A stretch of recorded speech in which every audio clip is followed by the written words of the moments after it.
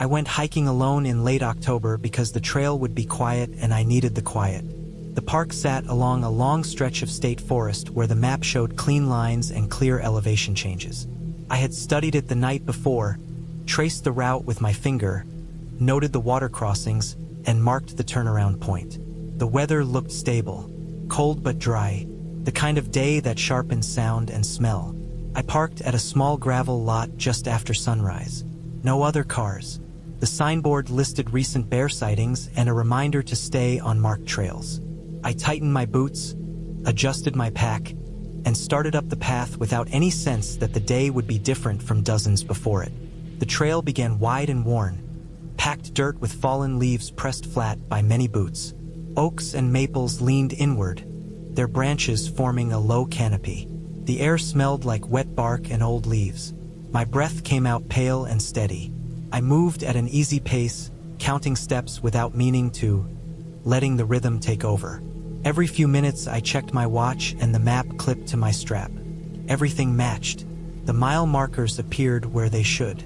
The first creek crossing was shallow, stones slick with algae, water cold enough to sting my fingers when I rinsed mud off my hands. I felt calm. I felt present. About 3 miles in, the trail narrowed. The ground rose and the soil turned rocky.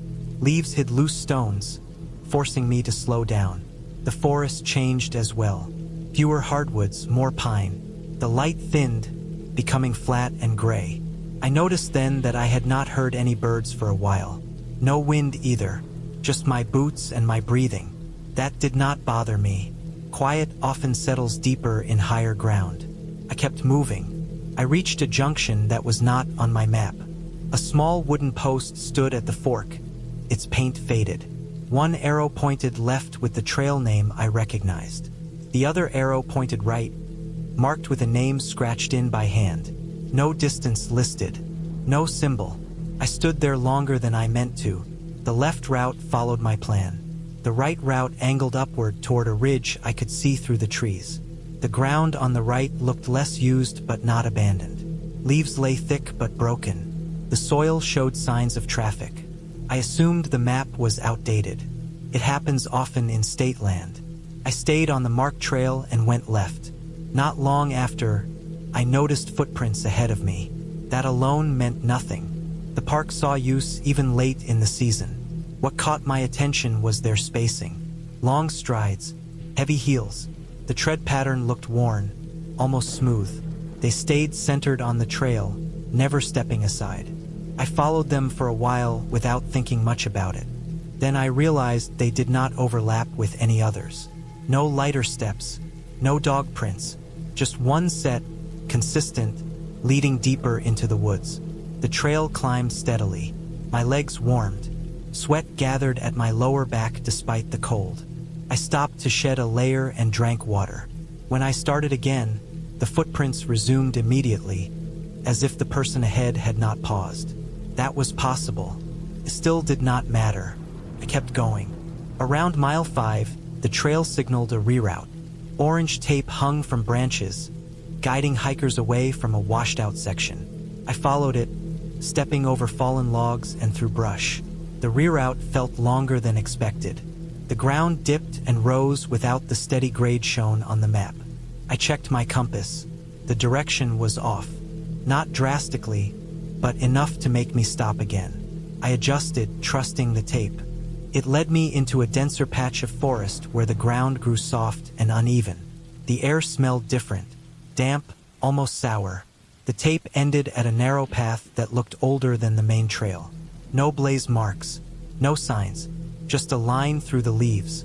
I stood there weighing my options. Going back meant retracing the reroute, which had already tangled my sense of direction. Going forward might reconnect with the main path. I chose forward. I should have turned back.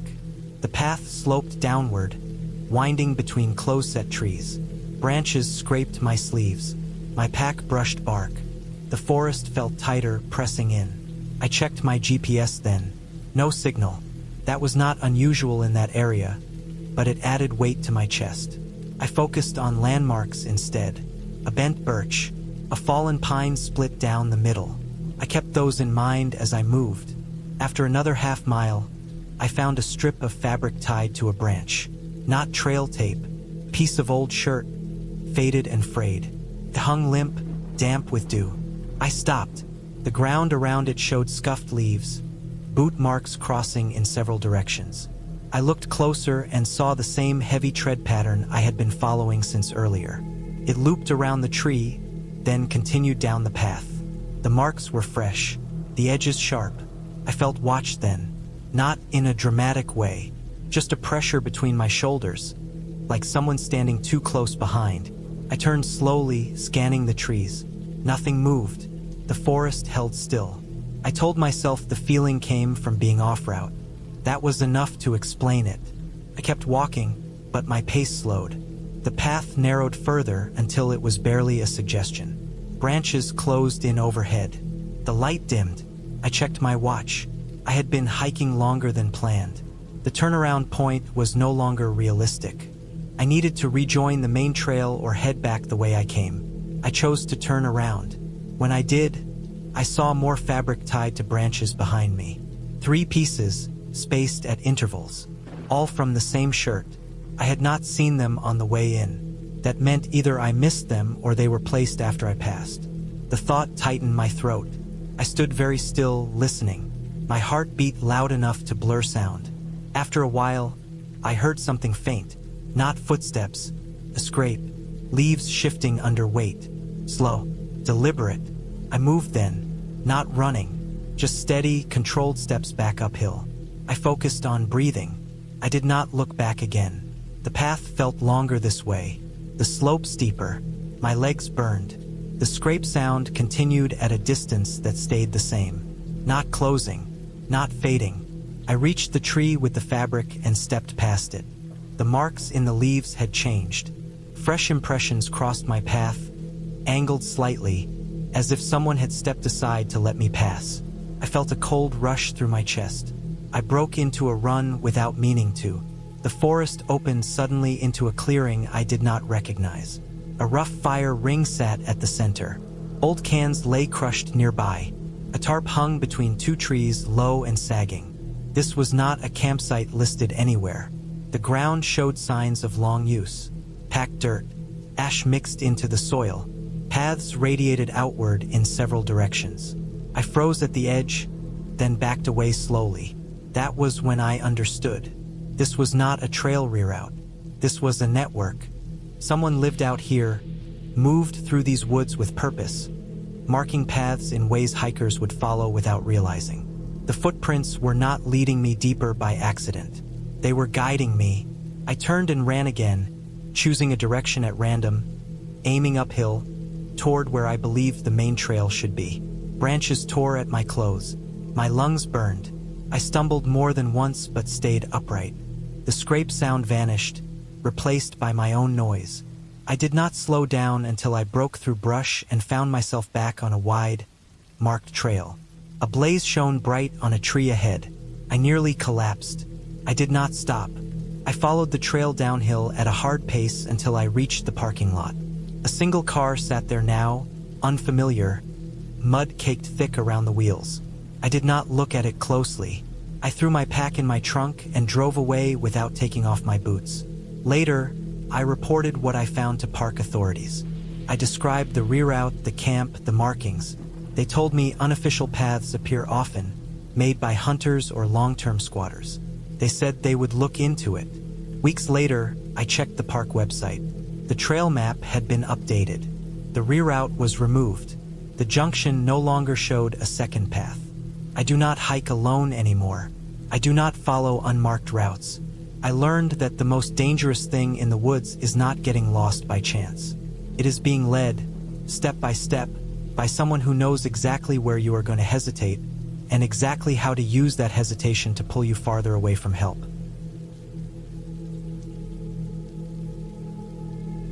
I went in February because winter keeps people away.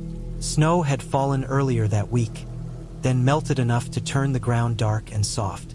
The air held that cold, clean smell that makes everything feel sharper. I wanted that. I wanted quiet that did not belong to anyone else.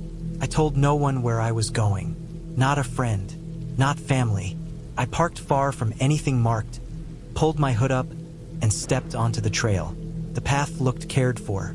Not professionally, but recently. Branches had been cut clean where they leaned inward. No rot on the cuts. Pale wood showed through. The ground was packed where boots had passed, but there were no signs posted at the start. No trail name, no distance markers. That felt odd but not alarming.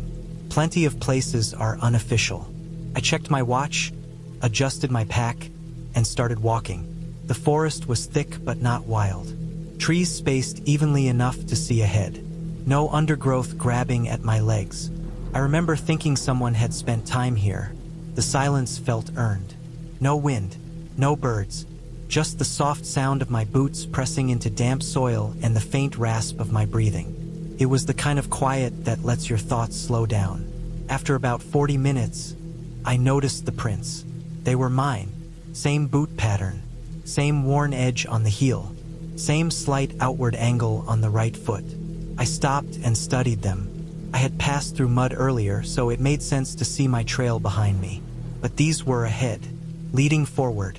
I stood still long enough to feel the cold creep through my gloves. Then I took a step. The print matched. I told myself the trail looped, that someone else owned the same boots, that I was overthinking. Still, I paid closer attention after that. The cuts on the branches were at shoulder height, clean and recent. Some were still damp at the edges. Sap had not dried yet. The smell was faint but there. The trail bent slightly left, then right, always gentle, never steep. I checked my phone. No signal. That was expected. I marked my time instead. I had been walking a little over an hour. That was when I saw the bag. It hung from a branch about eye level, tied with a piece of thin cord. A clear plastic bag, the kind used for documents. It swayed just enough to catch my eye. No wind touched anything else. I stepped closer and felt a tightening in my chest that had nothing to do with the cold. Inside the bag was a notebook. Small, black cover, water-stained but intact. The bag had been sealed properly. No moisture inside. The cord was clean. No fraying. Whoever tied it knew how to make a knot that would hold. I took it down and opened it. The pages were filled with neat handwriting. No doodles. No crossed-out lines. Just dates and times, followed by short notes. Weather, temperature guesses, cloud cover, ground condition. One entry mentioned snow melting. Another mentioned frost returning overnight. The handwriting never changed. The pen pressure stayed even. I flipped back to the first page. The dates went back months.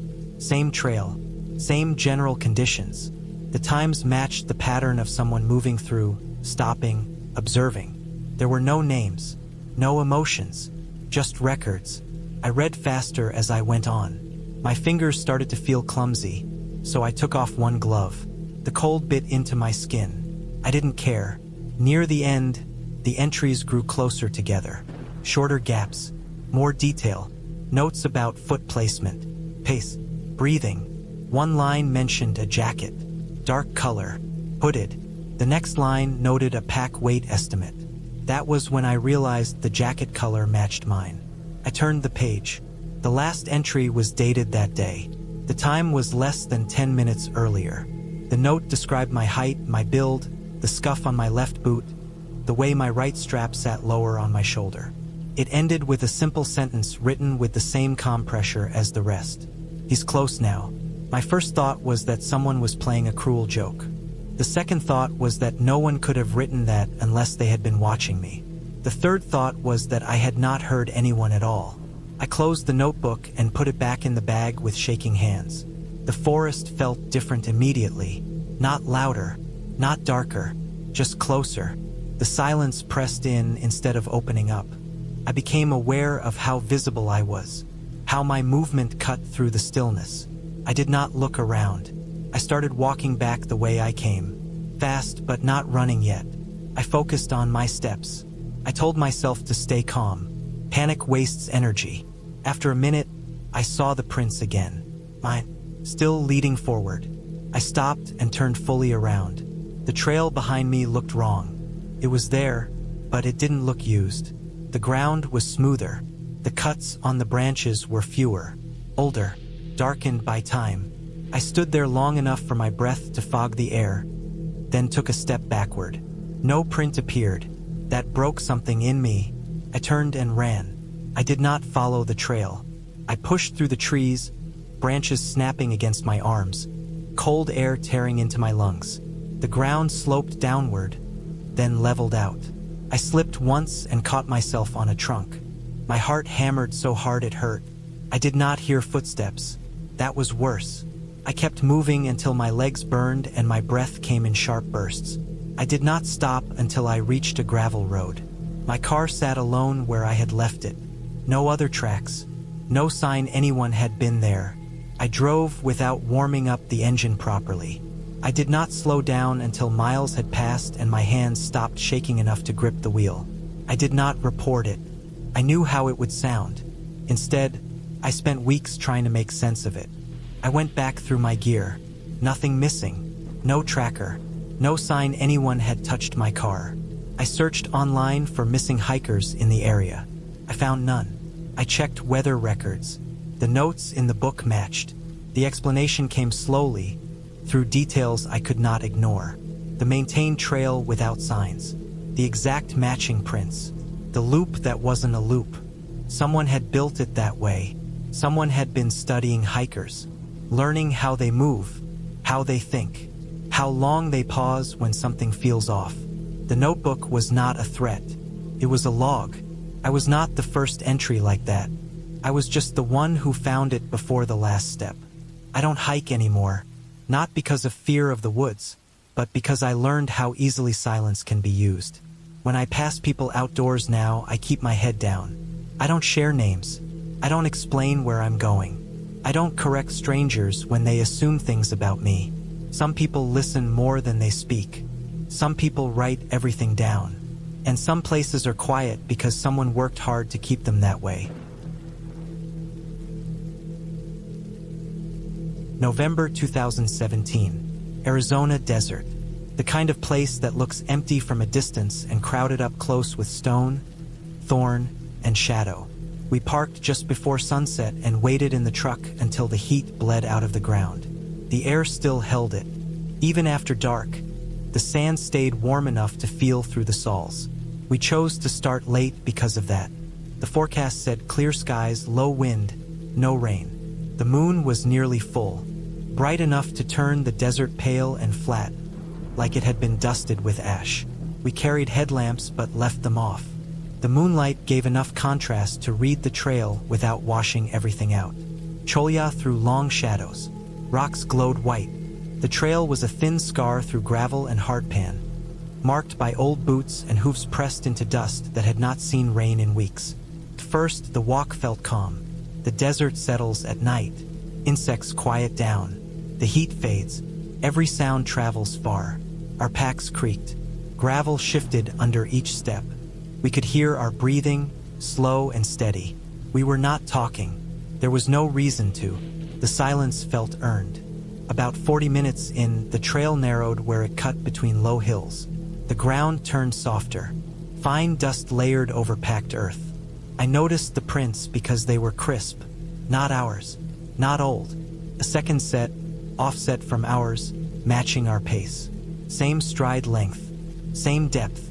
Always behind us. Always far enough back that we could not hear steps. At first, I assumed we had passed someone earlier without noticing. The moonlight made it easy to miss movement, but the spacing stayed wrong. They did not gain. They did not fall back. They held the same distance as if measured. I slowed. The prints behind slowed too. The pattern tightened. I stopped. The air felt suddenly larger, like the desert had leaned in. When I stopped, the prints stopped. I waited. The silence stretched. No crunch. No slide. No breath carried on the air. The prints sat there, sharp-edged, toes pointed straight ahead. No scuff marks. No shift in weight. We turned around together and walked back along the trail until we stood where the prints should have continued. They did not. There were no turnaround marks. No pivot. No drag. The dust ahead was smooth. Wind had brushed it clean. The prints ended as if the person had stepped onto glass and vanished. I knelt and ran my fingers over the ground. The dust was thin here. Under it was rock. Flat slabs broken by narrow seams. Easy to walk on without leaving marks. Easy to step off the trail and disappear into stone. That explanation helped, but not enough. Whoever it was had matched our pace through soft ground, then vanished at the exact moment we turned. That took awareness. That took care. We stood there longer than we should have. The desert felt open in a way that made me want to shrink. Eventually, we turned back toward our planned campsite. Going deeper felt wrong. Turning around felt worse. We chose the known direction. The prints did not reappear while we walked. The trail hardened. Rock replaced dust. Our steps rang sharper. The moon climbed higher. Shadows shortened. We reached the campsite near midnight. It was a shallow wash tucked between low ridges, chosen for shelter from wind. We set the tent on packed sand and stone. No fire. Fires carry far. We ate cold food and drank water that tasted faintly of plastic. The desert smelled like dust and creosote, sharp and clean. Before crawling into the tent, I walked a slow circle with the headlamp on low. The beam picked up tracks from days before. Boots, animal prints. Nothing fresh near the tent. That eased something in my chest. Sleep came thin. The desert does not muffle sound. Every shift of fabric felt loud. Every breath felt exposed. Sometime after midnight, I woke to a sound close enough to feel. Breathing, not wind. Wind moves. This was slow. Drawn in, let out. Long pulls through a nose not clogged or rushed. Controlled. Curious. The tent wall bowed inward slightly, then eased back. Fabric brushed against something solid. The smell changed. Sweat. Dust warmed by skin. The kind of smell people leave on rocks when they sit too long. I did not move. The air inside the tent felt trapped. My heart hammered in my ears. The breathing continued, slow and even, tracing the length of the tent. Pause near my feet. Another near my head. The sound of air passing close to nylon. There was no fumbling, no whisper, no accidental noise. Whoever it was knew where we were and how to stay quiet. After a long time, the breathing stopped. Footsteps retreated, soft and measured. The desert swallowed them. We stayed still until the sky began to pale. Dawn comes fast there. One moment, the stars own everything. The next, the horizon bleeds light. When we stepped out of the tent, the ground told the rest. Fresh prints circled the campsite. Boot prints. Same tread pattern as before. Same stride. Clear in the morning light. They came close enough to brush the tent, then moved on. They did not linger long. No crushed brush. No dragged heels. The trail of prints led away from us, back toward the rocks. They followed the wash for a short distance, then climbed onto stone and vanished again. The direction was clear. The intent was not. We packed fast. Hands shook. Movements stayed quiet out of habit, even though the night was over. The desert looked harmless in daylight. Blue sky, clean lines, nothing to hide behind except distance. On the hike back, I kept watching the ground. The prints did not return. The trail stayed empty. The moon was gone. The sun rose and burned away the last of the cool. The explanation settled slowly as the miles passed. Someone had been out there alone. Maybe watching for smugglers. Maybe avoiding them. Maybe just walking at night to cover ground without heat. The desert draws people who want space and people who want to disappear. A lone hiker could pace us without sound, step onto rock when needed, and circle a campsite without leaving much behind. Curiosity explains the sniffing. Caution explains the distance. Experience explains the control. What stayed with me was not fear of what could have happened. It was the precision, the way our movement had been mirrored, the way our stop had been matched exactly, the way the person had approached close enough to smell us and then left without testing further. We reached the truck by late morning. The metal burned to the touch. When we drove away, the desert closed behind us, unchanged. The trail held our prints for a while, then the wind would take them too. The person who walked with us left no name, No sign beyond dust and breath. The desert kept that, as it keeps most things. I started the hike just after sunrise, late enough that the frost had burned off but early enough to have the trail to myself. The parking area was empty except for my car and a thin scatter of gravel where someone had turned around weeks earlier. The mountain wasn't high, just a long grind with a final push over loose rock.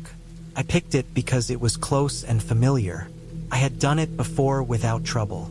I wasn't trying to prove anything. The trail climbed through pines that smelled dry and sharp. My pack felt right. Same jacket I always wore. A dark shell with a torn cuff I never fixed. Same boots with the left lace that never stayed tight. I moved at a steady pace and didn't stop much. I remember thinking about nothing in particular. Work, groceries, the sound of my breath.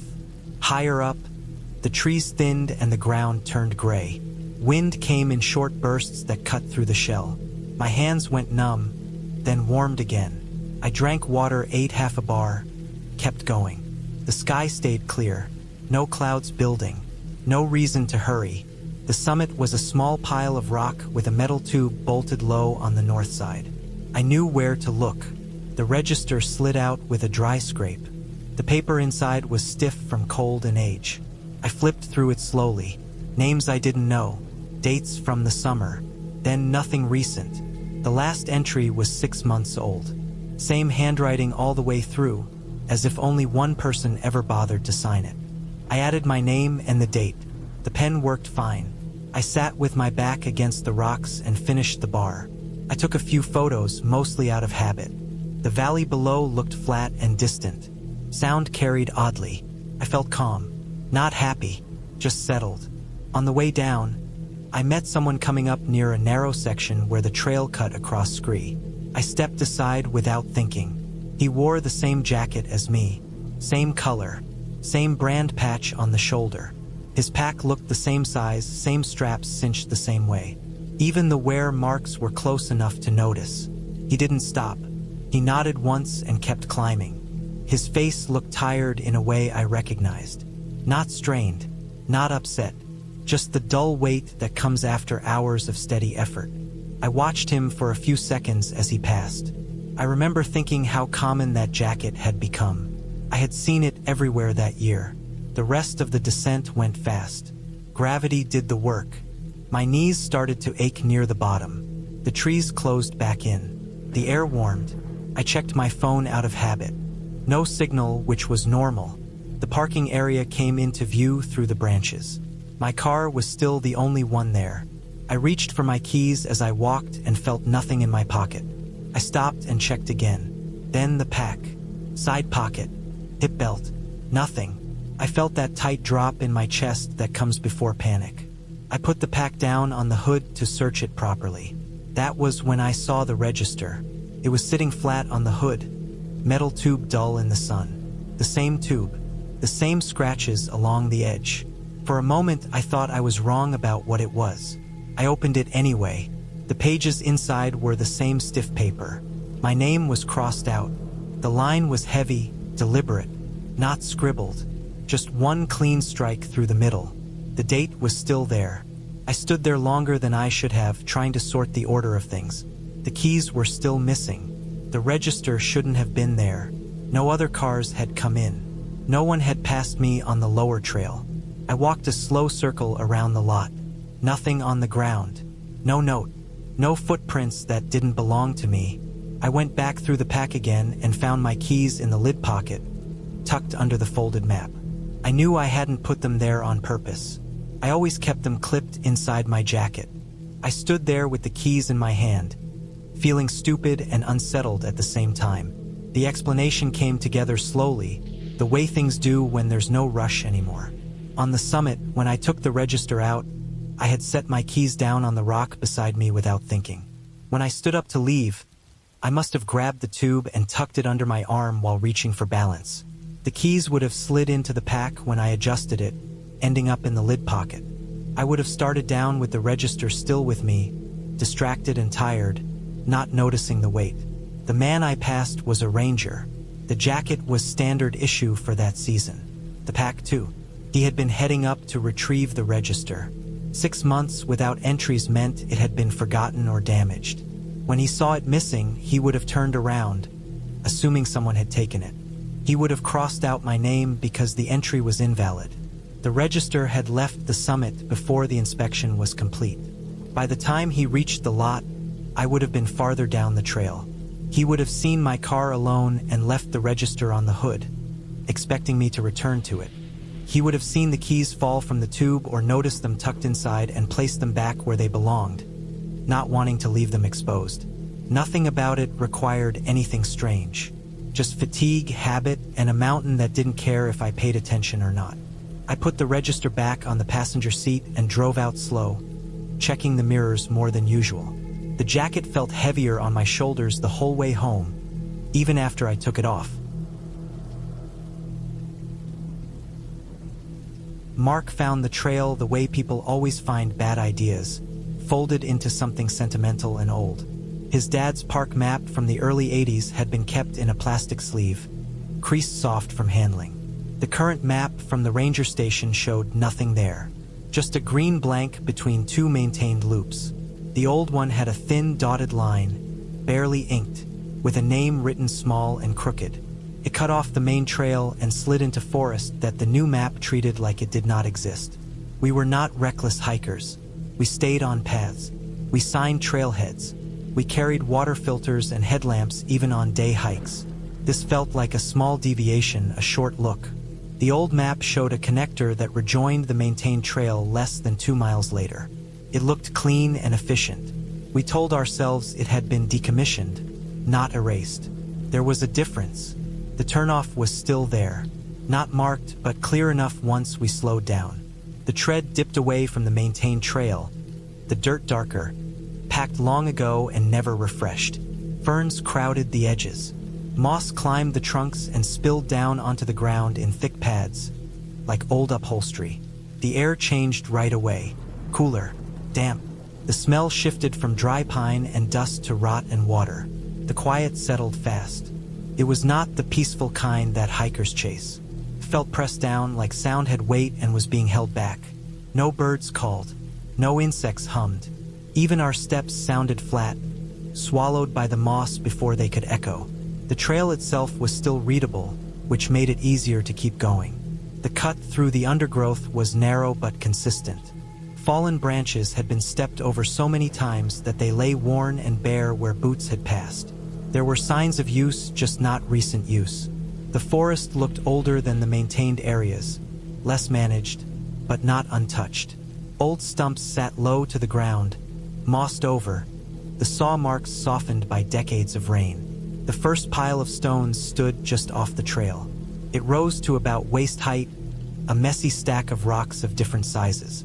Not a cairn meant to guide. Too many stones. No balance. Some were half buried, others perched in ways that did not look stable. It felt less like a marker and more like a dump. We circled it without touching, then moved on. A second pile appeared 10 minutes later, then a third, always close to the trail but never centered on it.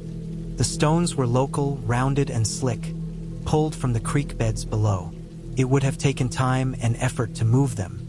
The piles did not line up or form a pattern that made sense for navigation. The forest felt thicker as we went. The canopy closed overhead, blocking out the pale sky. Light filtered down in green sheets. The moss deepened, covering rocks and roots until the ground looked smooth and soft, though it was uneven underfoot. Walking became careful work. Ankles rolled, knees lifted higher. The sense of being watched crept in the way it always does when the brain looks for meaning in silence. We checked behind us more than we needed to. The trail curved gently, then sharply, then straightened again. It never climbed or dropped much, which made distance hard to judge. At one point, Jess slowed and tilted her head, as if listening to something far off. The sound never resolved into anything clear, just a suggestion carried on air that moved without wind. The moment passed, but the tension stayed. It felt like the forest was holding its breath. The piles of stones kept appearing. Some were newer than others. Fresh dirt showed between rocks. Moss had not had time to reclaim them, That detail bothered me more than their existence. It meant someone had been there, not decades ago, recently enough to disturb soil that still held moisture. The trail forked without warning. The old map showed no fork. Both paths looked equally worn. One bent left and dipped slightly. The other rose a few feet and curved right. We stood there longer than needed, studying tread and plant growth, trying to read intent from dirt and leaves. The choice felt heavier than it should have. We took the left. It matched the general direction we expected, at least according to the faded lines on the old paper map. The forest grew darker. The quiet pressed harder. Time stretched in small ways. The watch on my wrist told me minutes were passing, but my body felt like it had been walking much longer. Another stone pile stood directly on the trail this time, forcing a step around it. The rocks were smeared with mud, hand-shaped marks pressed into the wet earth between them. 5 fingers, broad palms. The prints looked too big to belong to anyone we knew, but size is easy to misjudge when fear sharpens attention. A sound brushed past my ear then, not loud, not clear. It felt personal in a way that environmental noise rarely does. The brain is good at pulling meaning from static. Stress, isolation, and expectation lined up and produced certainty without evidence. The reaction was physical, quickened pulse, tight shoulders, a sudden need to move. The decision to turn back was not dramatic. It came from accumulation. Too many small wrong things stacked like the stones. We pivoted and headed the way we had come, staying close together without touching. The trail felt different immediately, longer. The curves seemed broader. The distance between landmarks stretched. The stone piles appeared again, familiar and not familiar, as if they had been rearranged while we were not looking. The quiet broke once, sharply. A crack of wood somewhere deeper in the trees, heavy enough to be deliberate. It did not repeat. The forest returned to its held breath. We did not run at first. Running on uneven ground invites injury, but our pace increased without discussion. The moss blurred at the edges of vision. Sweat cooled on my back despite the damp air. My lungs worked harder than the terrain demanded. The maintained trail did not appear where it should have. The place where the turnoff had been was not there. Just more forest. Another fork. Another stone pile. The sense of direction faltered. Panic hovered at the edges, kept at bay by training and stubborn focus. When we finally broke out onto gravel and open sky, the relief was sharp enough to hurt. The parking lot lay ahead, empty except for our car. The afternoon light looked wrong, flatter than it should have been, as if the world had lost contrast. The windshield stopped us short. Muddy handprints were pressed onto the glass, palms flat, fingers spread. 5 fingers each. The marks were large, wider than my hand by a noticeable margin. They sat at chest height, angled as if someone had leaned forward, weight on their arms. The mud was still damp. No footprints led to or from the car. The gravel around it was undisturbed. We did not linger. The drive out felt longer than it should have. The road twisted through trees that now looked ordinary. Birds calling, light flickering. Normalcy returned too fast, like a switch flipped. Later, back in town, records filled in gaps that fear had left raw. The park's archived maps showed no official trail where the old one had been drawn. The dotted line on the 80s map had been a proposed connector that was never built. Survey markers from the era existed deeper in the forest, half buried, mistaken for trail signs by anyone looking for a path. The stone piles matched erosion control work done illegally by a short-lived logging operation before the land gained protected status. Crews had stacked rocks to shore up wet ground, then left when enforcement arrived. The area was closed and allowed to reclaim itself. No maintenance followed. No signage remained. Reports of recent activity matched something else. An unauthorized camper had been cited months earlier for living off-grid within park boundaries, building windbreaks and storage piles from creek stones. The individual avoided contact, moved frequently, and left no clear camp. Large gloves were recovered from an abandoned site nearby during a cleanup sweep. The handprints on our windshield matched the size and shape noted in that report. The The quiet we felt lined up with a weather inversion that day, dampening sound and pressing air down into the valley. Bird activity drops under those conditions. The whispers were our names shaped by wind through uneven trunks and stressed nerves filling in blanks. Nothing supernatural was needed to explain any of it. Just old plans, illegal use, weather, and human fear. The trail did not stretch. We lost orientation in a forest designed by time to erase lines. The threat was not a monster. It was a person who did not want to be found, marking territory in a place that no longer officially existed. I have not returned to that park. Not because of what happened there, but because of how close we came to trusting paper over reality. Some paths are meant to fade. When they do, it is usually for a reason. September 2020 felt like the last month before everything shut down for good. Trails were quieter than usual. Permits were easier to get if you knew where to look. I chose a place I will not name because it stays empty that way. I hike to photograph birds. That is the whole reason. Long lens, slow steps. I plan routes around light and wind more than distance. I wear dull colors and keep my pack light. I spend hours standing still. That morning was cold enough to sting my fingers when I took the camera out. The air smelled like dry grass and dust. Summer had burned everything down to pale yellow. The trail climbed toward a ridge that split two valleys. Raptors used it as a travel line. I had seen kestrels there before, and once a golden eagle that rode the updrafts so close I could hear its wings. The climb was steady and quiet. No voices, no dogs, no engines. Just the sound of my boots on gravel and the occasional clack of a loose rock sliding away. I stopped often to scan. When I reached the ridgeline, the wind picked up and flattened the grass in waves. It was the kind of place where you feel exposed without realizing why. About 50 yards ahead, just off the trail, I saw someone crouched near a low cluster of rocks. At first I thought it was a hiker taking a break. Then I noticed there was no pack, no trekking poles, no bright clothing. The shape was narrow, still, balanced on the balls of the feet like a hunter waiting for movement. Long hair was tied low at the neck, dark against a light jacket. The posture looked practiced. I slowed down and adjusted my lens cap. I cleared my throat to make my presence known. I did not want to startle anyone near a drop. The sound carried and vanished in the wind. Nothing changed. The figure stayed crouched, facing the valley, not turning even slightly. I took a few steps closer, careful with my footing. The slope beyond the ridge fell away steeply, broken by brush and shelves of rock. There were switchbacks farther down, but from where we stood it was mostly loose scree and scrub. The person shifted weight, then stood up in one smooth motion. No stiffness, no hesitation. The build looked taller once upright, broader shoulders than I had first thought. Without looking back, the person walked straight down the slope. Not toward the trail, not angling for a path, just straight down, stepping into brush, sliding on rock, using the terrain as if it was familiar. The movement was controlled, fast, and quiet.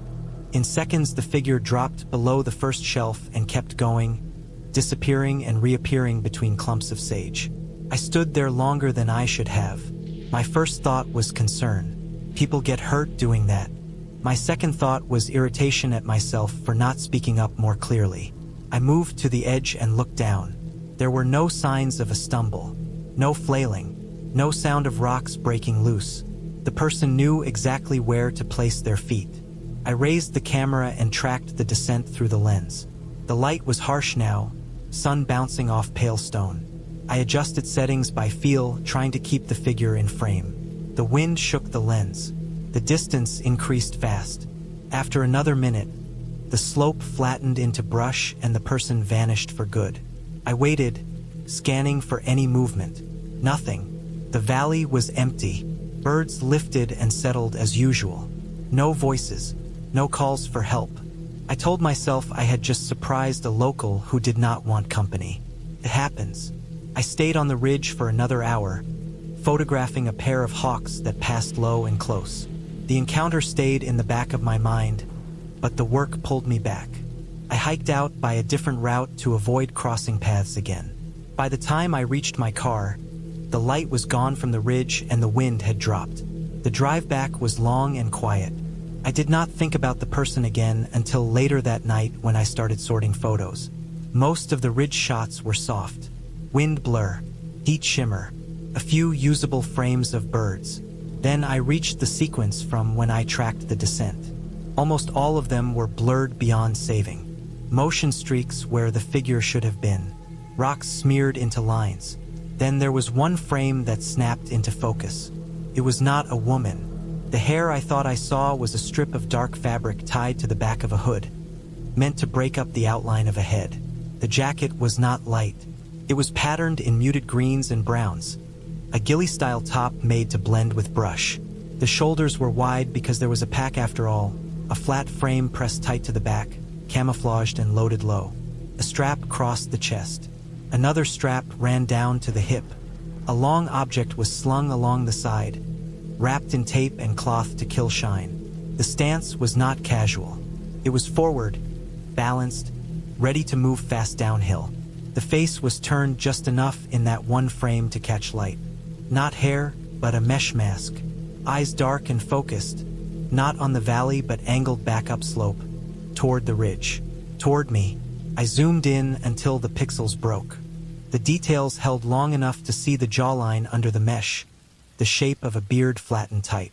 The hands were bare and scarred. The boots were worn smooth at the edges, soles designed for scree. This was not a hiker.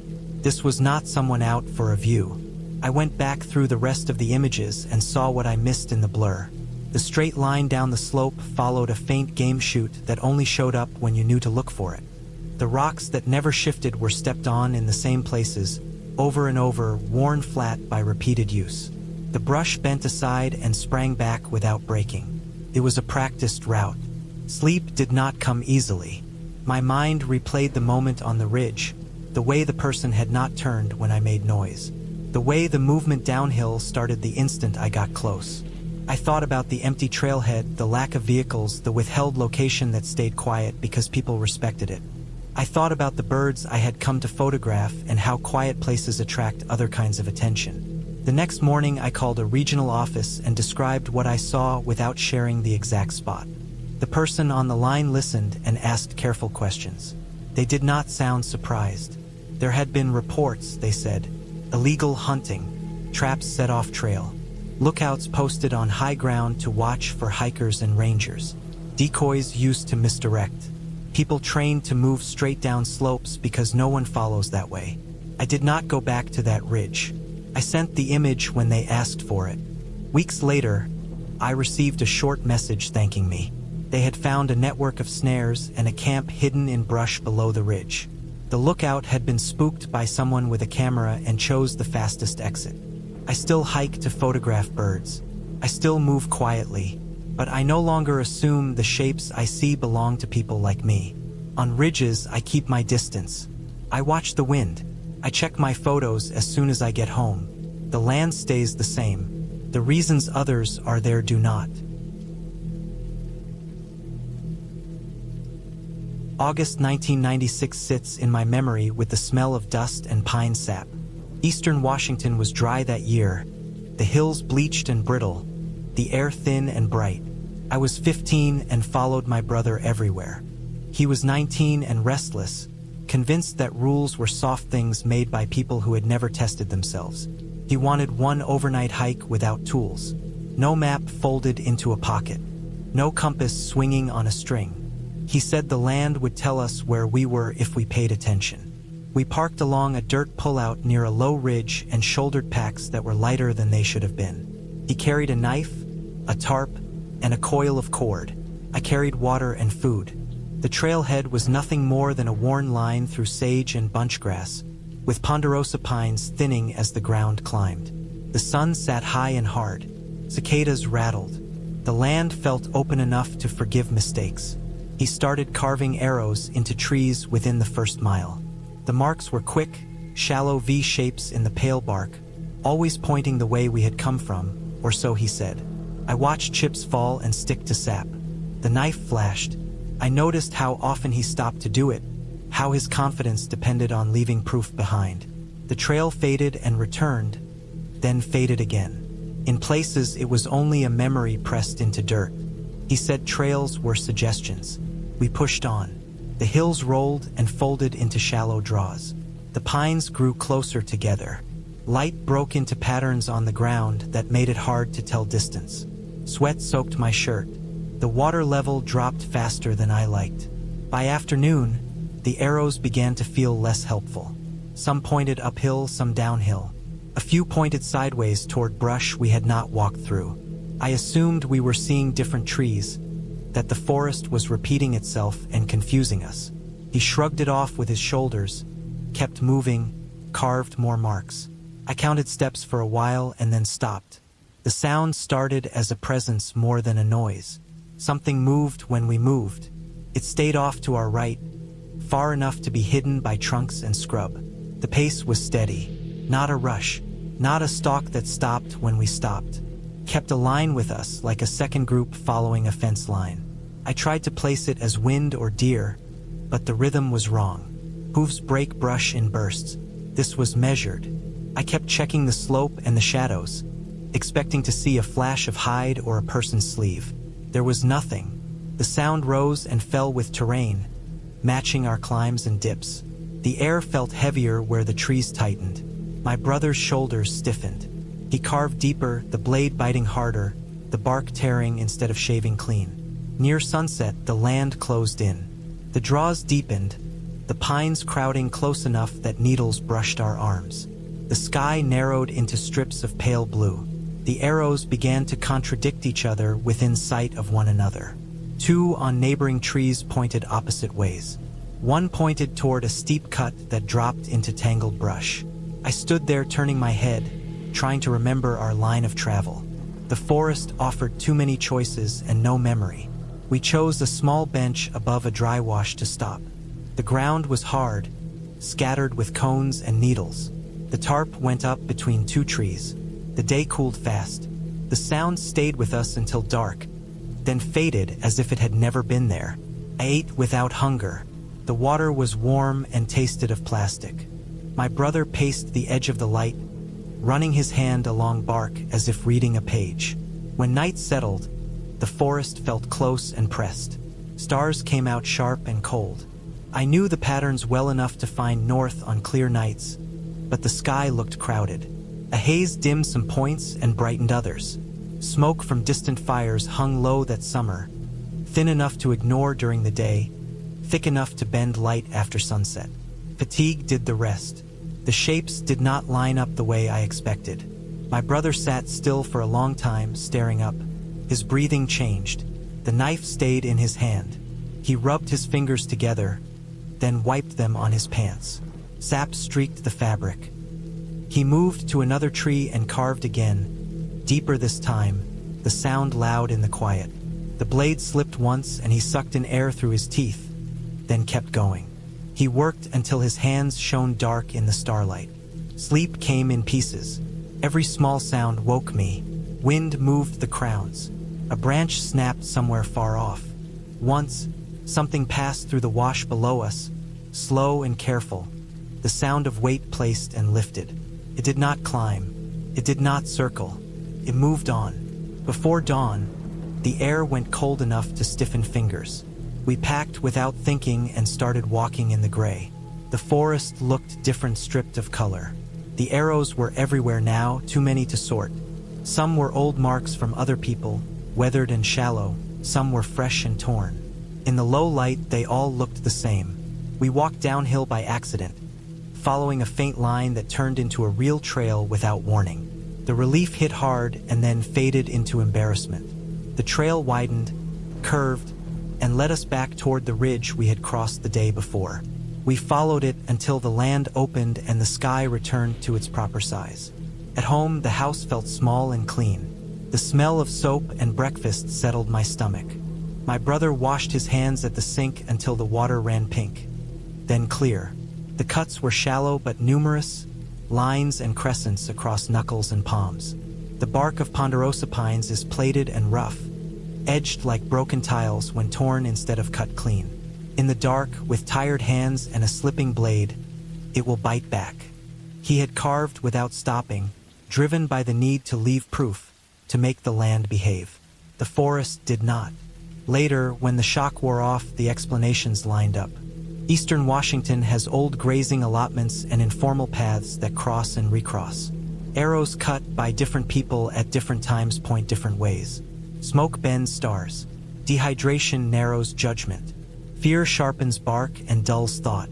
The steady sound was another hiker moving a parallel ridge, or a cow following a fence we never saw. Nothing followed us with intent. Nothing waited. My brother did not try again. The knife stayed in a drawer. The scars faded to pale threads. The land remained what it had always been, open and dry and indifferent, generous to those who prepared and unforgiving to those who mistook confidence for skill. I was training for a through hike and treating this as easy miles. Midweek, quiet trail, a long loop with spurs that rejoined the main line. I wanted repetition, not challenge. I wanted to test pacing, food, and how my knees felt after 20 miles. I parked at a gravel pullout just after sunrise, signed the register, and stepped onto the path without thinking about anything else. The forest was dry and open, mixed hardwoods with pine higher up. The ground held last year's leaves pressed flat and gray. The air smelled like dust and old bark. I settled into a rhythm early, poles ticking, shoes scuffing, breath steady. I checked my watch at each mile marker and matched it to my plan. 1 through 6 were normal. Whiteboards nailed to posts, black numbers all facing the same way. The posts leaned a little, which told me they had been there a while. Some had old bullet marks. One had a bent nail holding the sign. The head turned out like a hook. I remember that nail because it snagged my sleeve when I brushed past. After mile 6, something felt off. Not fear, more like a mental stumble. The next marker looked right, but the scratches on the board were the same pattern as the one before. 3 thin lines like someone had dragged keys across it. The bent nail was there again. I slowed down and looked around, trying to place the terrain. The slope was gentle. The trees spaced evenly. Nothing stood out. I told myself the signs were made in batches and installed by the same crew. I moved on. A mile later, I passed the same fallen oak I had stepped over earlier. Thick trunk, roots torn up, a long split down the middle where lightning had blown it apart years back. I knew it was the same tree because of a flat stone wedged under the trunk on the uphill side, holding it just high enough to crawl under. I stopped and took a photo with my phone. I checked the map. The trail looped, but not like this. There was no reason to see the same tree twice unless I had missed a junction. I went back to the last fork and confirmed the blaze color. It matched my route. I kept going. The sun climbed and the forest brightened. The quiet felt normal again. When I hit the oak the 3rd time, I felt heat in my chest. I tore a strip of orange tape from my repair kit and tied it around a low branch near the trunk. I tied it tight and took another photo. The tape was bright enough to glow in shade. I walked on with my head down, counting steps to keep from thinking too much. On the 4th pass, the tape was gone. In its place was a strip of blue, tied in a neat square knot. The knot faced the trail like a mark. The branch was the same. The bark was scuffed where my tape had been. I stood there long enough for sweat to cool on my back. I checked my phone again. No signal. The map still showed 1 loop, 1 direction. I turned around and walked back the way I had come, moving faster now, scanning for blazes. They were spaced right. They led forward and back with no breaks. Around dusk, the light thinned and the forest took on that flat look where depth disappears. That was when I saw the man. He stood on the trail ahead of me where the path narrowed between 2 pines. Hood up, hands down, feet planted. He was close enough that I could see the dirt on his boots and the frayed hem of his jacket. He did not move as I approached. I stopped and waited. The space felt sealed, like a room with no doors. When I shifted my weight, he stepped off the trail to the right. He did it without sound. No leaves moved, no brush bent.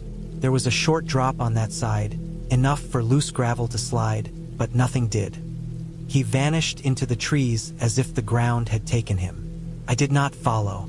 I stood there until the light dropped another notch and my hands started to shake. I turned back and walked until my calves burned. I found a flat spot near a dry creek bed and pitched my tent fast. I did not start a fire. I ate cold food and kept my headlamp off until the dark settled. When I turned the light on, I swept it in a slow circle. The beam cut trunks and leaves but never caught movement. The footsteps started after midnight. Slow, even. They circled the tent at a steady distance, always just beyond the edge of the light. I kept the lamp on and still. The steps never crossed the beam. They never stopped. They made a complete loop, then another. The pattern was careful. Whoever it was knew where the light ended. I lay there until my jaw ached from clenching and my legs cramped. Near morning, the sound faded into the general noise of waking woods. I packed at first light and moved out with no plan beyond forward. The trail rose and dipped the same way it had all day. The same stones sat at the same angles. When I reached a marker and saw the number 6 behind me again, something finally clicked. This was not a loop mistake. This was deliberate. I slowed down and started looking for details instead of distance. Fresh cuts on saplings where branches had been trimmed to guide the eye. New blazes painted over old ones, angled just enough to suggest forward motion while bending the route back. Posts pulled and reset, signs flipped and renailed. The bent nail was a tell. It had been reused to make each marker look familiar. The scratches were copied with a tool to keep the illusion. The oak was the anchor point used to measure the turns. The tape swap was a test to see if I was paying attention. I left the trail at the next rise and bushwhacked straight downhill, ignoring the blazes. It was hard work. Thorns tore at my legs. Stones slid. I kept the sun on my left and the slope under my feet. After an hour, I hit a service road with tire tracks and a rusted gate. I followed it until it met a paved road and a mailbox with numbers. I knocked on a door and waited in the open. The explanation came later, pieced together from a ranger report and a quiet warning. A man had been living out there for years, moving signs and markers to keep people close. Not to hurt them, to keep them. He watched. He tested. When people camped, he walked the perimeter to learn their habits. He took tape and replaced it with his own color so he could track who noticed and who didn't. He stepped off trails because he knew where the ground was packed. He reused the same nail because it was what he had. They found his camp a month after my report.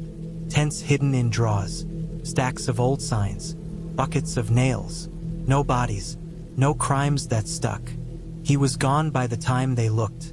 The trail was closed for a season. When it reopened, the markers were new, the posts set deep, the loop redrawn. I finished my through hike the next year. I avoid easy miles now. I trust the map, but I trust my eyes more. When something repeats too cleanly, I stop and change direction. I do not assume the trail wants me to succeed.